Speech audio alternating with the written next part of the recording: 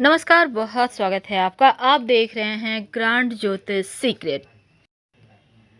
कुंडली में अगर बृहस्पति मजबूत हो तो व्यक्ति धार्मिक भी होता है, सात्विक भी होता है और उसके अंदर तमाम गुण जो समाज में काफ़ी सम्मान दिलवाता है, उच्च पद प्रतिष्ठा सब प्राप्त हो जाता है आसानी से। यहाँ तक कि उसके संबंध बड़े बुजुर्गों से, सीनियर से बेहतर रहता है।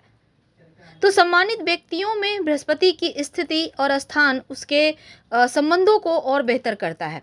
जो बृहस्पति है वो शिक्षा, विवाह, संतान, भाग्य, धन और आध्यात्मिकता का कारक भी ग्रह है, देने वाला है। और बृहस्पति किसी भी राशि में गोचर करते हैं तो 1 वर्ष का समय लेते हैं। अब ऐसे में जो मेष वाले हैं 2022 में 12 अप्रैल को शाम 4:58 पर जो देवगुरु हैं शनिदेव के शासित जो मकर राशि, वहाँ से यहाँ पर कुंभ राशि से निकलकर अपने ही राशि मीन राशि में आएंगे। तो ऐसे में क्या होगा आप सभी राशियों के जीवन पर इसका प्रभाव, तो चलिए जानते हैं विस्तार से। वीडियो के अंत तक बने रहें। और ये प्रेडिक्शन चंद्र राशि पर आधारित है। मेष राशि, तो मेष राशि वालों 2022 की शुरुआत में देवगुरु आपके 11वें भाव में रहेंगे और यकीनन ये समय आपके लिए बढ़िया है।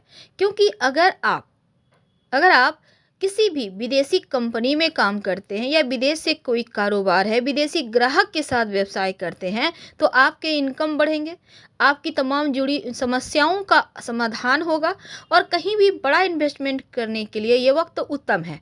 आप व्यस्त रहेंगे, आपकी वाणी अद्भुत रहेगी। लेकिन 12 अप्रैल को जैसे ही देवगुरु अपने यहाँ पर मीन राशि, जो उनका खुद का राशि है, यहाँ आएंगे, तब आपके जीवन में कुछ यात्राएं होंगे। हालांकि 12वें भाव में है तो विदेश से लाभ भी होगा। वृषभ राशि, शुरुआत में देवगुरु आपके 10वें भाव में रहेंगे और इस समय आपके पैसे में थोड़े बहुत बदलाव आएंगे। करियर को पूरी तरह से बदलने की योजना बना सकते हैं। हालांकि इसमें आप अगर व्यवसायी हैं तो ग्राहक भी बढ़ेंगे। लेकिन जैसे ही देवगुरु बृहस्पति 11वें भाव में गोचर करेंगे, लॉटरी, जुआ, सट्टा से लाभ, आकस्मिक धन लाभ, आपके छिपे हुए स्रोत से धन कमाएंगे और इस समय इनकम बढ़ रही है तो भविष्य की समस्याएं नहीं परेशान करेगी। लेकिन कुछ नए दोस्त भी बनेंगे, पर सावधान रहें, कुछ दोस्त आपके फायदे उठा सकते हैं। तो किसी पर भी जरूरत से ज़्यादा भरोसा करना यहाँ सही नहीं है। तो अब यहाँ देखिए, जो मिथुन राशि है, आपके जो देवगुरु बृहस्पति हैं शुरुआत में आपके 9वें भाव में हैं, भाग्य का भाव में। अब ये समय आपके लिए बढ़िया है। अगर आप अविवाहित हैं तो विवाह भी आपका होगा, अध्यात्म की तरफ झुकाव होगा। और इसमें अगर आप धार्मिक चीज़ों में भाग लेते हैं, करते हैं, धर्म कार्य घर परिवार में होंगे। और हालांकि जैसे ही आपके कर्म भाव यानी कि 10वें भाव में जाएंगे तब समाज में सम्मान मिलेगा, प्रभाव बढ़ेगा। आपका कोई नया व्यवसाय आप शुरू करना चाहते हैं तो ये वक्त बढ़िया रहेगा और आसानी से आपको सफलता भी मिलेगी। क्योंकि इसमें कार्यस्थल पर किसी भी तरह का सम्मान मिलने के प्रबल संभावना है। तो आपके लिए वक्त फ़ायदेमंद रहने वाला है। तो आपके लिए देवगुरु की कृपा बरसेगी। बस आपको ये करना है कि आप चाहें तो पीतल का या सोने का तर्जनी उंगली में एक छल्ला पहन लें।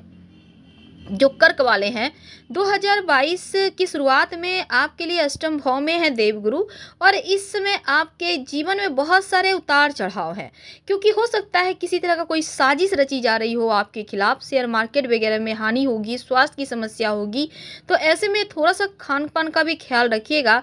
लेकिन जैसे ही आपके 9वें भाव भाग्य भाव में आएंगे 12 अप्रैल को, तो संपत्ति वगैरह से जुड़े हुए हैं, प्रॉपर्टी का कार्य करते हैं, अपना मकान खरीदना चाहते हैं, तो बृहस्पति यहाँ आपको देगा, अनुकूल वक्त दिला रहा है। अगर कोई संपत्ति किराए पर देकर धन कमाना चाहते हैं, ये भी आपके लिए बहुत अच्छा रहेगा। तो अप्रैल के बाद आपका भाग्य आपका साथ देगा। कहीं भी पैसे इन्वेस्ट करेंगे, व्यापार शुरू करेंगे तो छप्पर फाड़ सफलताएं मिलने वाली है। जो सिंह वाले हैं शुरुआत में देवगुरु बृहस्पति आपके 7वें भाव में है। अब बृहस्पति के 7वें भाव में रहने से वक्त तो बढ़िया है। जो विवाहित हैं, जीवन साथी के साथ रिश्ते बढ़िया होंगे, समझ बढ़ेगा, आपका पार्टनरशिप में काम है वो भी ठीक है। हालांकि रिश्तेदारों से किसी तरह का छोटे मोटे विवाद हो सकते हैं, पर फिर भी जीवन साथी हर कदम पर आपका साथ देगा। और अगर आप अविवाहित हैं, प्रेम संबंध में हैं, तो विवाह भी आप कर सकते हैं। लेकिन 12 अप्रैल को जैसे ही देवगुरु यहाँ पर आपके अष्टम भाव में आएंगे तो आर्थिक स्थिति ठीक तो है, पर अज्ञात स्रोतों से धन भी आएगा। हालाँकि अध्यात्म की तरफ झुकाव बढ़ेगा, किसी तीसरे व्यक्ति की दखल-अंदाज़ी से आपके प्रेम जीवन में, वैवाहिक जीवन में समस्याएँ आ सकती है। तो आप अगर किसी से सच में प्यार करते हैं, उन पर भरोसा रखें। कन्या राशि, शुरुआत में छठे भाव में देवगुरु है, जो कि रोक चोट ऋण कर्जे का भाव है।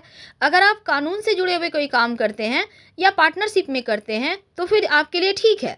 हालांकि इस समय पारिवारिक जीवन खराब हो रहा है, जीवन साथी से छोटी मोटी टेंशन झगड़े यहाँ पे दिखते हैं और पर्सनल लाइफ में भी बहुत सारे टेंशन है। लेकिन 12 अप्रैल को जैसे ही आपके सप्तम भाव में आएंगे तो एकदम से चेंज हो जाएगा सब कुछ पॉजिटिव। और इस दौरान आप अपने थोड़ा सा खान पान का ख्याल रखिएगा, क्योंकि मोटापा बढ़ सकता है। आप अ, की माँ के साथ आपके रिश्ते बेहतर होंगे। पारिवारिक व्यवसाय से जुड़े हैं तो आपके लिए बढ़िया है, धन कमा पाएंगे। और इस समय इनकम बढ़ने के एक से ज़्यादा स्रोत भी बढ़ रहे हैं। जो तुला वाले हैं, देवगुरु बृहस्पति आपके लिए आपके कुंडली के पंचम भाव में गोचर कर रहे हैं। ऐसे में क्या होगा ना कि शुरुआत में है तो बहुत अच्छा नहीं है। खासकर जो विद्यार्थी हैं, प्रतियोगिता परीक्षा की तैयारी कर रहे हैं, उनके लिए थोड़ा सा मुश्किल है, तो पढ़ाई पे ज़्यादा फोकस करें। हालांकि ध्यान आपका रहेगा पढ़ाई पे। अब देखिए, थोड़ा सा पेट की समस्या से भी बचना होगा।